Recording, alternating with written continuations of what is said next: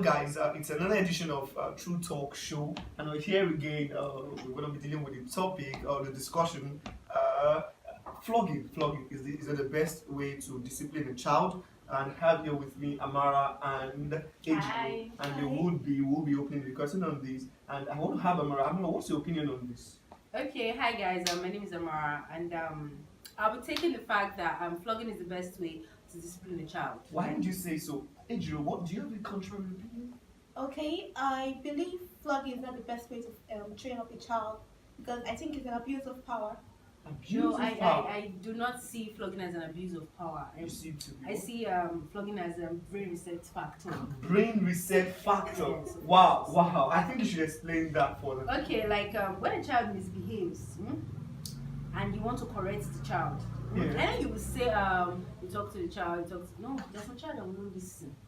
They will not listen. So when you don't carry cane or you use something to just tell them that, okay, you're still in control here, you should listen to me. Hold on a bit. How do you see that to be abuse of power and what she just explained now? I think the kid now begins to represent power and it begins to carry a bigger presence than the presence of the father or mother. I mean, what happens when the cane is removed? Does the child still fear and respect the parents without the cane being present?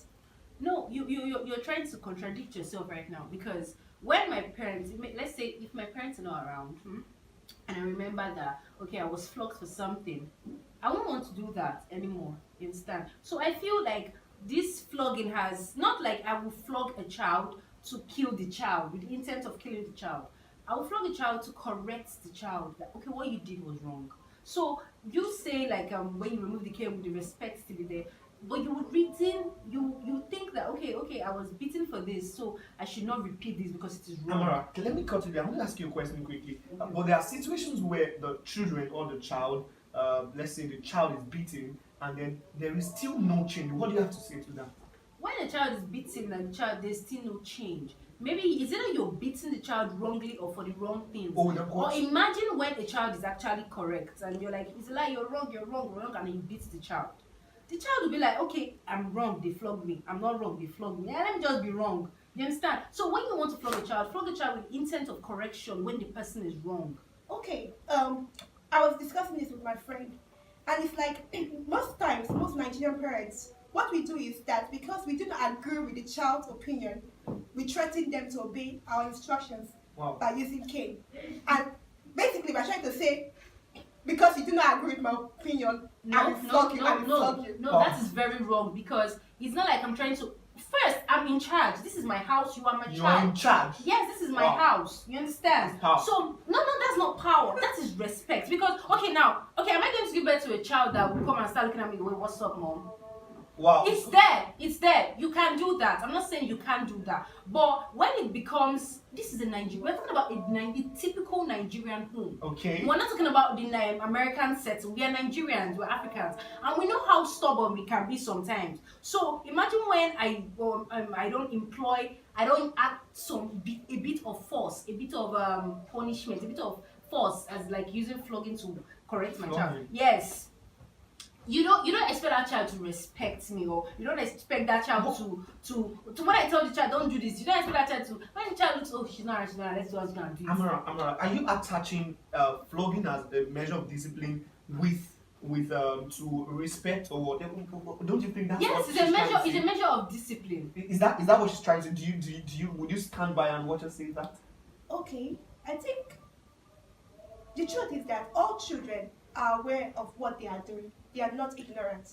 A 2-year-old knows what he's doing. If the child who is sucking at his mother's breast and bites on the nipple knows what she is doing, the truth is that you should let them know there are consequences for their actions. Just like then how will you let them know? How would you let them know? Because I feel like I'm not, when I mean flogging, actually I don't mean you flog a child with the intent of killing your child. You flog a child with the intent of correction. No, And flogging, it does flogging not is necessarily flogging. mean. We are talking about flogging. I know flogging is flogging, but are you talking about whipping or flog? You know, you flog thieves, you flog agberos, you flog bad people, but you're talking about correcting your own child. But You're it not- involves flogging. It involves flogging, but the kind of flogging you are talking about, the kind of flogging you are looking at is the one that is meant for criminals. I'm not talking about that kind. No, If we are encouraging flogging at home and we are telling teachers in school not to flog our children, what are the contradictions there? When a teacher flogs your child, another thing I made very clear was the fact that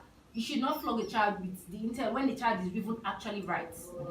When you look at what your child has done, you check when you're being told as a parent, okay, what did you do? Why did they flog you? And the thing and what he does or what she does is wrong. You say, okay, yes, you deserve it. Next time, don't do it again. Please, Amara, Ejiro, I really want to ask you this question. In a typical African setting where we have the father, the mother, and the children, don't you think beating, that's flogging, is actually the best measure? The best measure, because it is our society, and then we've got a lot of persons who have become great personalities in society out of this. What? I think right now in our generation where we are heading to, I think beating is now becoming overrated. Right? No, We are in a situation whereby children are listening to the media.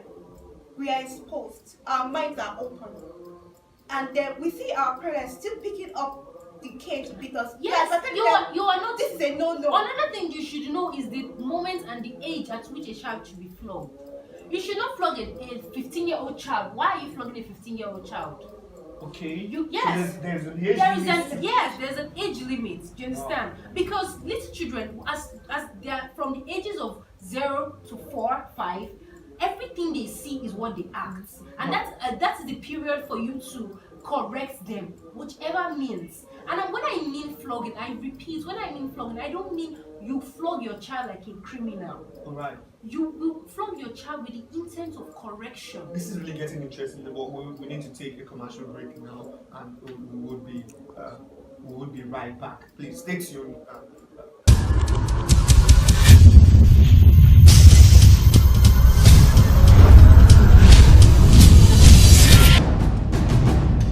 Okay, welcome back to the show. We still have Amara and Ejiro on set, and we are still talking about flogging being the best or not the best measure to discipline a child. Ejiro. Okay, I think we can sit down our children, because now what happens from the age of 15? The child is now aware that the cane is gone.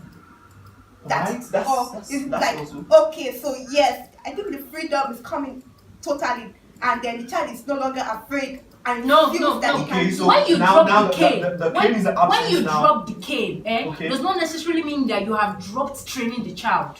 Wow. You just dropped the cane. So what do you now bounce back to? What you bounce back to is you discipline the child. Do you know that In what you way? can flog the child with cane? You just said you should not flog the child. Wait.